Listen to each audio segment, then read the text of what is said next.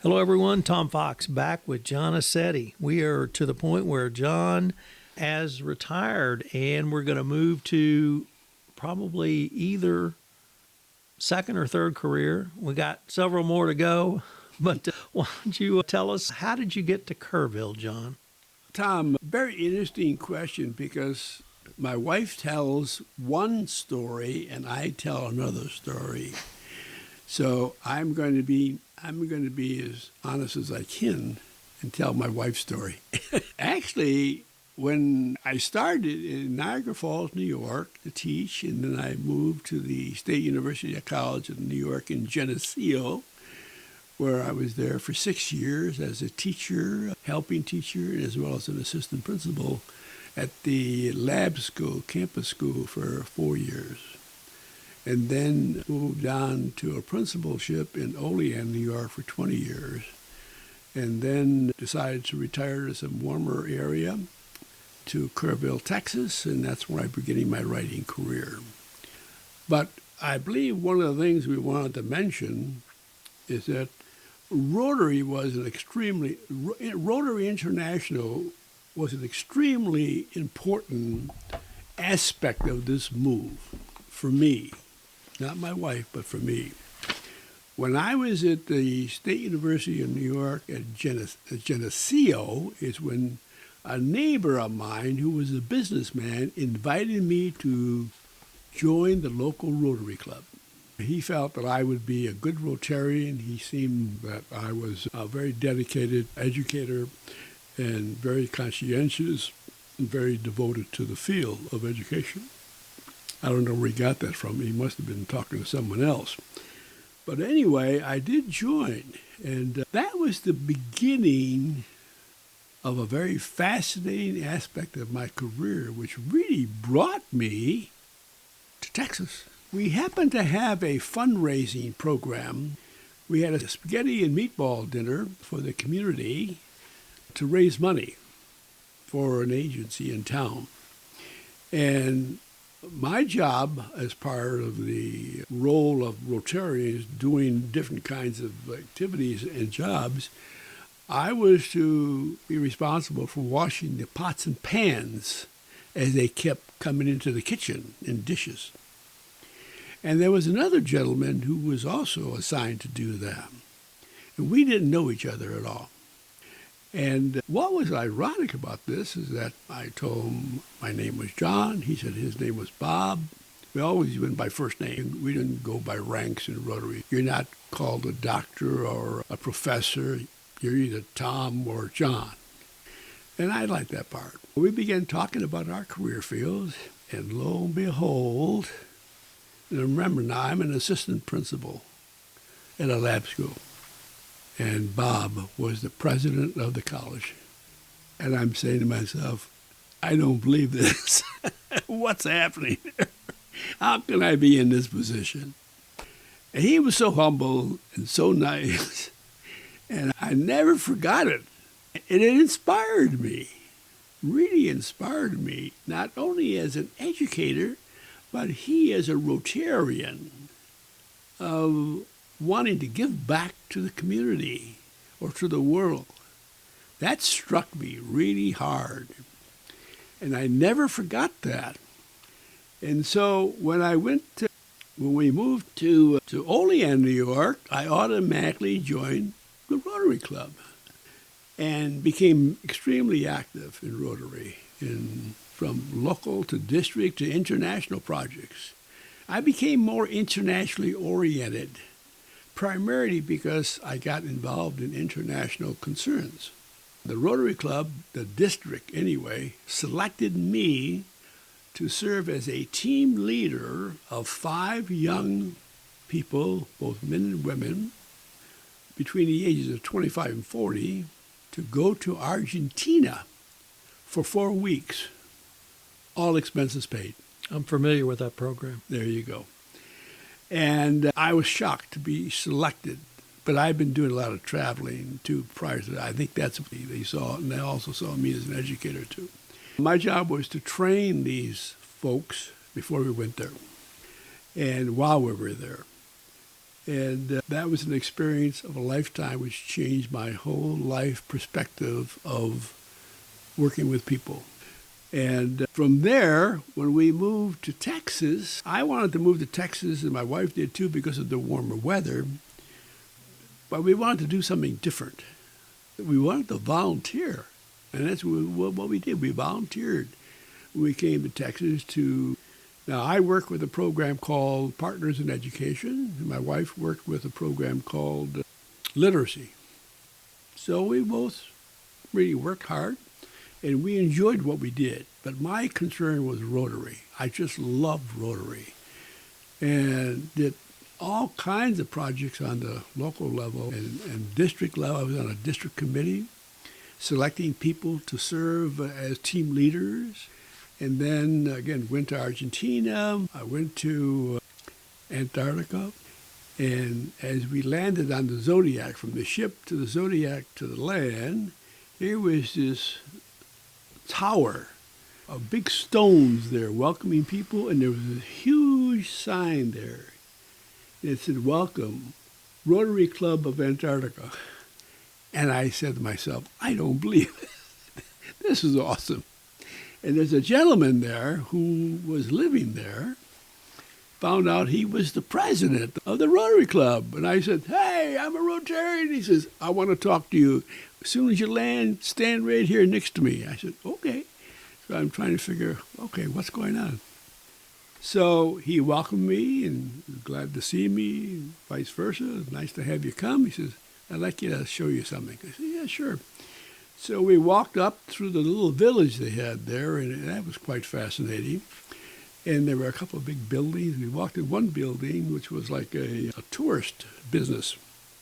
And he wasn't going to sell me anything. He went to this one section, and he picked out 3 postcards about Antarctica with photographs on them. He says, "Here, take them home with you and give them to your club.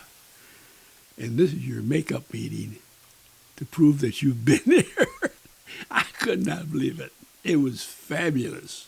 And I never forgot that, because here I was in a very close, cold place, and I was received in a very warm manner. It's ironic when you stop to think about that. And so that struck me also, by the way, as really a very interesting way that one should carry himself, and also try to do as much as you can for people, not only on the local or country, but international level. And that's what I did. In fact, whenever my wife and I, we traveled to Easter Island, and we visited a lot of areas there, and I was told by the president of the club that they needed instruments for students in school. And they're working on a grant from the national program. And I thought about that, and we came home. I raised $1,000, and so I mailed him a $1,000 check as a grant towards buying instruments for the school. They couldn't get over it. They were shocked by that. But it's giving back. It's doing something. And Argentina had a project with a school, building a greenhouse next to the school. And they're wondering if there was any grant money available to help doing that. And I had been there, so I knew who the family was when I was there for 4 weeks. So I collected $1,100. And my wife and I took a visit back to Argentina, went to a Rotary meeting, and presented the $1,100 to the president of the club towards the greenhouse for the school, because the kids were learning about plants. And also they were making little pottery for plants. And they were selling them, and the money they were using for school projects. And I'm saying to myself, that's what we should be doing, helping each other out. This is great. And then I presented a Paul Harris Award. Are you familiar with that? No. Okay, Paul Harris Award is the highest award you can receive in Rotary. And what happens is that when a person donates $1,000 to the Rotary International for various projects, and as long as you have 1,000, and that gives you 1,000 points, then you can identify a person and present that. So I did that to the person who was in charge of the program, who was the daughter of the family we stayed with. At a Rotary meeting, they were aghast that this happened. But it was my personal feeling that they were so nice to me because they had me stay at their home in their bedroom. They gave up their bedroom for me to stay at for 4 weeks. No, I'm sorry, 2 weeks. Stayed at other places too. And that was my way of giving back. And so they were just so very much appreciated. In fact, one Rotarian said, boy, you are what they call the typical and ideal Rotarian from what you're doing. I said, that's what we do. We provide service. We all do that, not just me. We all do it. Right. All should be doing it. And then we went to Singapore. And I felt so comfortable with Rotary on an international level. And we used to go, and wherever we travel, I would always make sure and check to see if there's a Rotary club there so I could do a makeup meeting. So Singapore was one place we went. And I had a lot of fun with that club, by the way. But they were a fun group. Most Rotarians are fun people. When the president welcomed me in the club, my wife was there with me as a visitor. He said that we have John Aceti and his wife Carol, who are here from the state of Texas. And they all applauded. And as soon as he finished with that, one of the Rotarians stood up and said, sir, question. Yeah. He said, I always thought Texans, like Texas cowboys, were tall and lanky. And they all laughed because I'm short and chubby. And so I waited until he was finished, and I was thinking real fast. So I said, Mr. President, I have a question or a comment. So I got up, and the gentleman who just made that remark is right. He is absolutely right. Texas cowboys are tall and lanky. But I think he forgot to mention something that I'd like to clarify so all of you Rotarians in Singapore understand. I was a cowboy for 40 years, and I was 6'2" when I started. But because of my riding every day for 8 to 10 hours, up and down on the saddle, my body shrunk. And they started laughing like heck. And so I decided I would stop cowboying. So what I did is that I became the boss. I owned a big ranch. 10,000 acres of land. And I'm making this all up. And I have 100 cowboys working for me. Those cowboys don't know that they're going to be short when they get to be my age. They just split their guts, by the way. We had so much fun, so much laughing. But that's what Rotary is all about, is to have some humor. Because most Rotarians are CEOs, managers, directors. They really work hard. And so this is a time to have a little levity at a meeting, and that was my purpose in doing that. So anyway, Rotary played a very important part coming to Texas. And now in fact, I have up there on that shelf there, it's a honorary membership. I spent 50 years in Rotary, and I retired. That's what they gave me. I'm an honorary member, which means that I can go back anytime I want. And my breakfast is free. And I go back, maybe once a month I go back to visit the club and go to a meeting and say hello and raise some questions and all that kind of stuff. But there's that camaraderie among Rotarians that as leaders, they're all leaders, by the way. And I guess as a principal I served as a leader too. But it has given me what I would say not only insight, but also a purpose in life that I felt was extremely important. How important it was for me to give back. And I have seen things that a lot of people have not seen around the world, especially the poorest of the poor.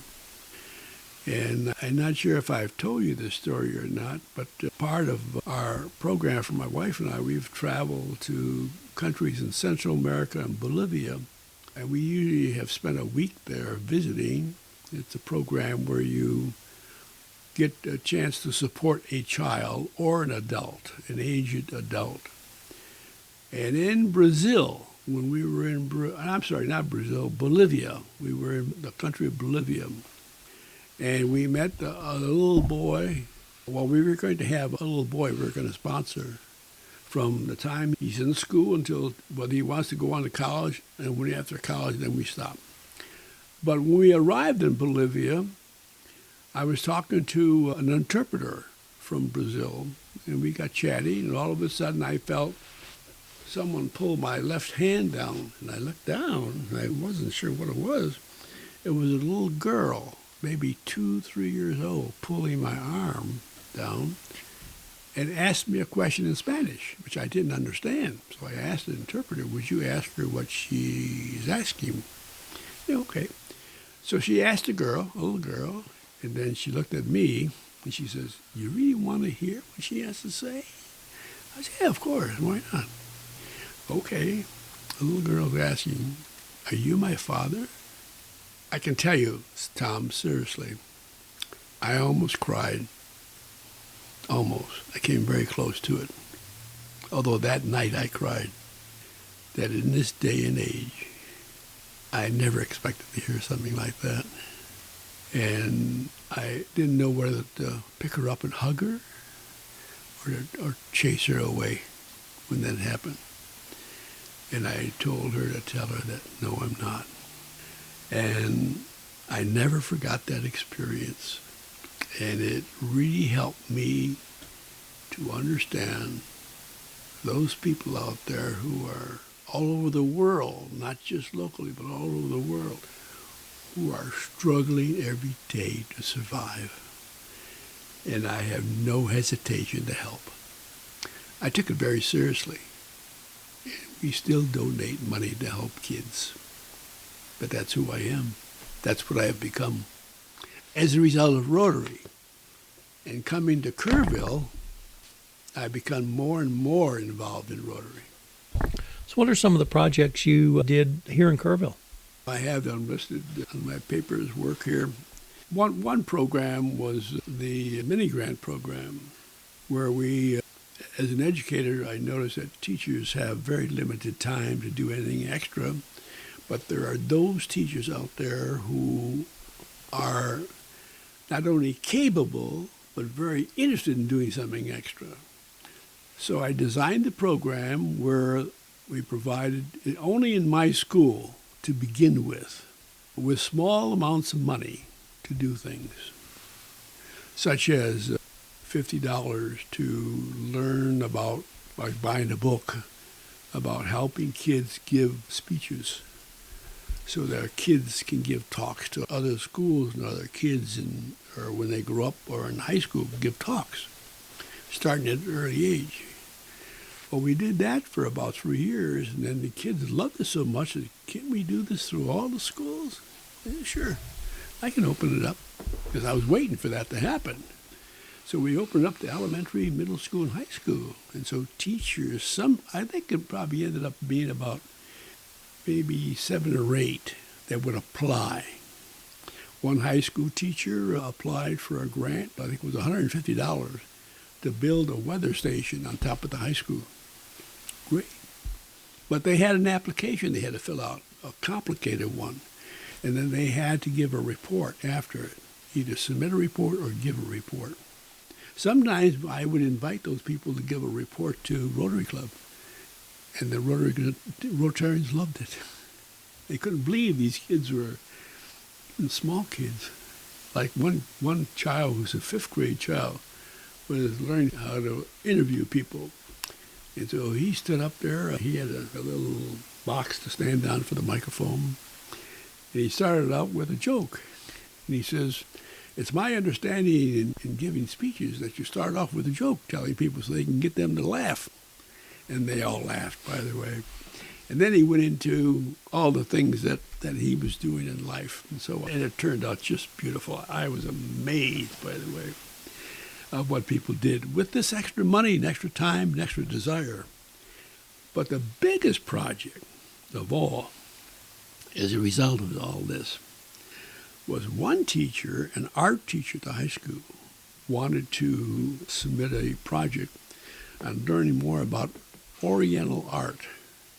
And what she wanted to do was to attend the 7th World Children's Art in Taipei, Taiwan.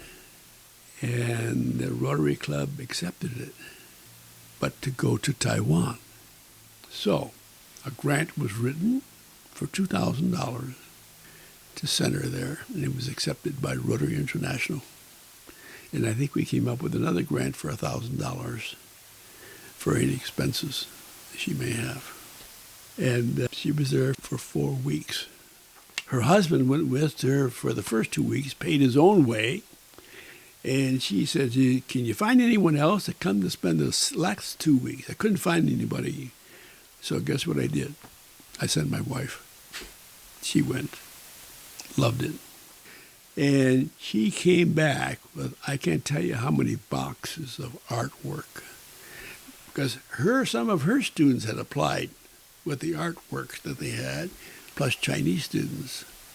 And the students from the United States brought back students that received gold, silver, and bronze medals, plus a lot of Chinese art from kids. And so she had an exhibit at our public library with all of this in the library for the community to come and see. It was absolutely awesome. International. Olean's a small town. Yeah, I mean, you don't go international. But that was my interest. You can start small, and boy, you can really explode. People are interested if you give them the opportunity, and also an opportunity to do it. And so that's another big project. That was the biggest project we did. Others were dealing with not only weather and public speaking, but also energy. Well, I can't even remember. There were so many of them, by the way. But we would get them every year. We'd have a committee of Rotarians. They would look them over, read them over, and accept the ones that they thought were good, and then write back and contact the people and say, yeah, it's been approved. Go ahead. You have a year to do it. We're near the end of our time for this episode, but what would you say to the businessman of today, whether he be 25, whether he be 55, whether he be 75, about joining Rotary and the benefits of being a Rotarian? I guess maybe the best way I can say that, answer your question, Tom, is that if I had not been a Rotarian, I would not be here talking to you, number one. Number two, and I've given this a lot of thought before you even came, by the way, even though I didn't know you were going to ask, but I would say the role of my position in Rotary for 50 years has been probably the highlight of my life. It made me who I am. It made me confident. It made me driven. It made me humble. It made me think about what I can offer the world. And I think I've succeeded to a point in giving as much as I could, psychologically, adult-wise. Rotary is designed to serve others. Rotary provides you an opportunity, local, national, international, to not only help others, but to give others an opportunity to grow. You can't lose with Rotary. You can only win. John, I think that's a great way for us to end this episode.